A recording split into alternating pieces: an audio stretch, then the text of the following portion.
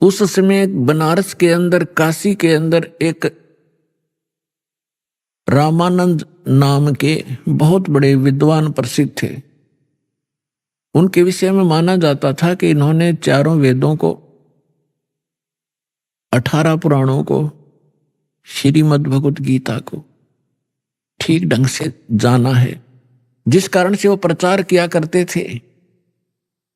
और उन्होंने 1400 ऋषि शेष बना रखे थे, जो उनके द्वारा बताए गए ज्ञान को आगे जनता में प्रचार किया करते थे।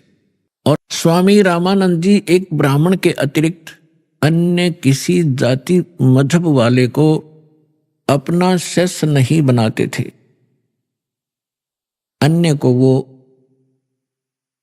एक हेय समझते थे, अपने से घटिया मानते थे। अब उन्होंने 1400 ऋषि पंडित शिष्य बना रखे थे। उनमें से एक अष्टानंद नाम के ऋषि थे,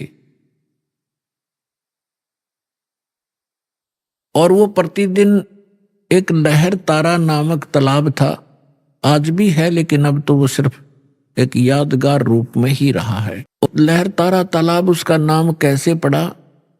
गंगा दरिया का जल वर्षा के दिनों में जब फुल स्विम पर चलती है तो गऊ घाटों के ऊपर से वो ओवरफ्लो होकर लहरों के द्वारा उछल उछल कर एक बहुत बड़ी झील में समा जाता था, भर जाता था। उसको लहर तारा नामक तालाब कहने लगे। और उसका फिर सारा वर्ष बहुत सुंदर स्वच्छ जल रहता था, क्योंकि गंगा के जल में एक विशेषता है कि ये खराब नहीं होता, क्योंकि ये जल सतलोक से आया है।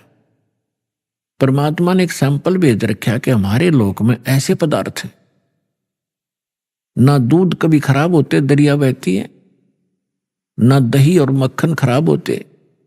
वहां का ऐसा मटेरियल है। ये एक सैंपल है आपके लिए, विश्वास करने के लिए कि वहां ऐसे पदार्थ, जब ऐसे लोक में और ये जल खराब नहीं होता, वहां तो लोक ही एक विशेष है। तो समझदार को संकेत पर्याप्त है।